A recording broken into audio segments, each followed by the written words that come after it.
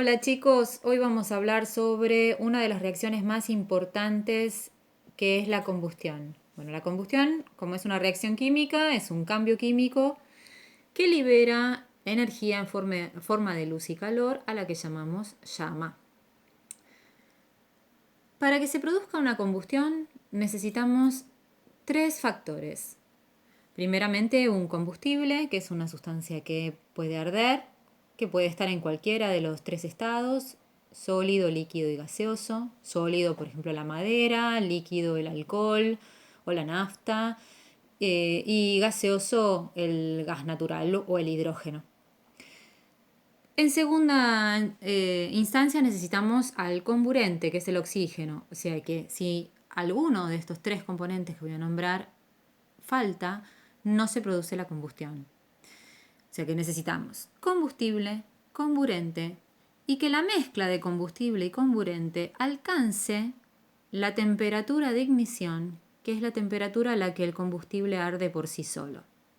Por ejemplo, si nosotros tenemos el gas que sale por la hornalla, se mezcla con el oxígeno y necesitamos mínimamente de una chispa para que esa mezcla alcance la temperatura para prenderse fuego.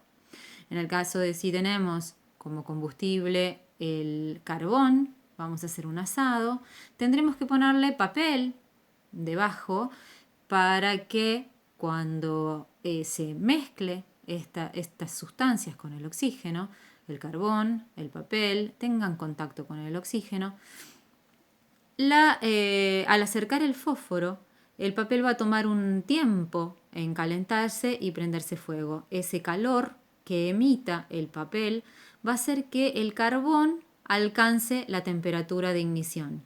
Quiere decir que cada mezcla combustible con oxígeno tiene una temperatura de ignición propia. Tenemos distintos tipos de combustiones. Entonces, el combustible más el comburente con la temperatura de ignición produce la combustión.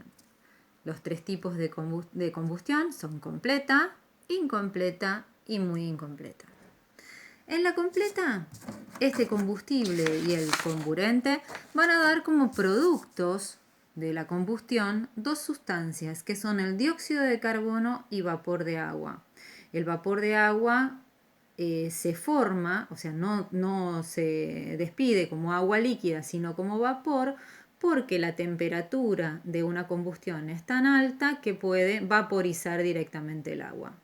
Toda combustión libera vapor de agua, ya sea completa, incompleta o muy incompleta.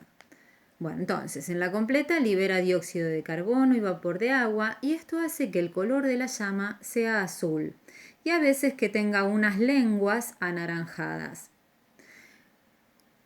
La combustión incompleta genera monóxido de carbono y vapor de agua. El monóxido de carbono es un gas muy peligroso que no tiene olor, pero la intoxicación con este gas puede llevar a la muerte. Por eso es que debemos tener ventiladas las habitaciones para que una combustión incompleta no se produzca y sí se produzca la completa.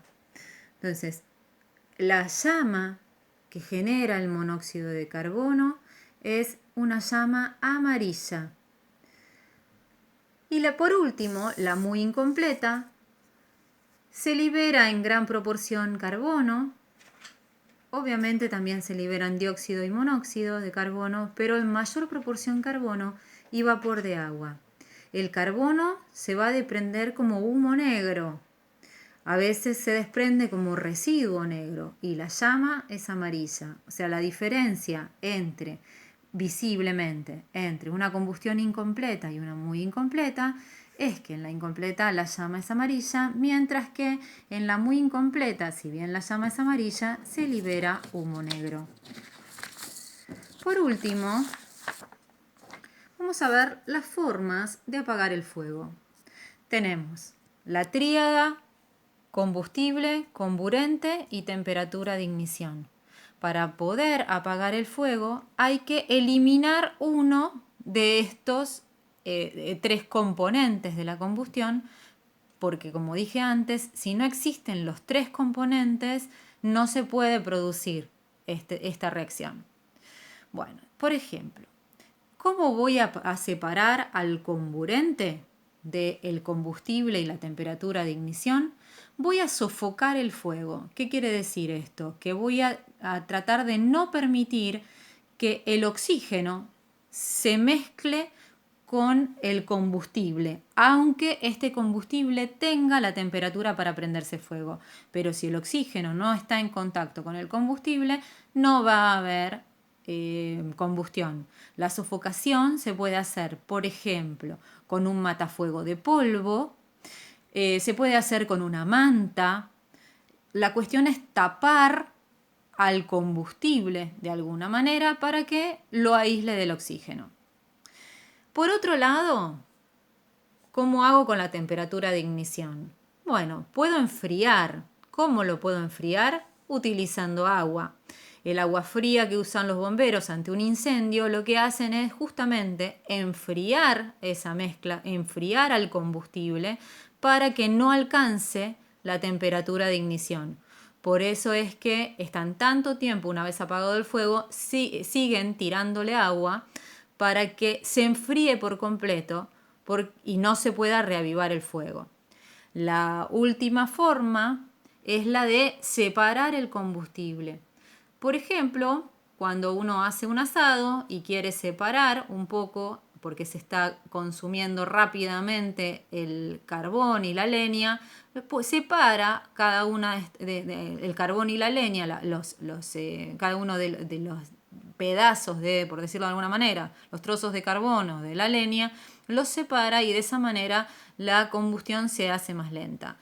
También es posible observar que frente a un incendio en un campo o en un bosque, lo que hacen los bomberos es un cortafuego. ¿Qué quiere decir esto? El cortafuego es eliminar todo el combustible, o sea, la vegetación que se pueda prender fuego por un espacio. Hacen como un corredor entre fuego y la parte que no hay fuego. Entonces, si el fuego viene avanzando y yo le hago un corredor donde no hay combustible, entonces el fuego no puede seguir, la combustión no puede avanzar porque se queda sin combustible y no puede llegar hasta el otro lado.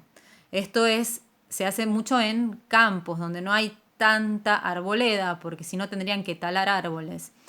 Pero es un método que se utiliza mucho y se utiliza mucho en nuestro país.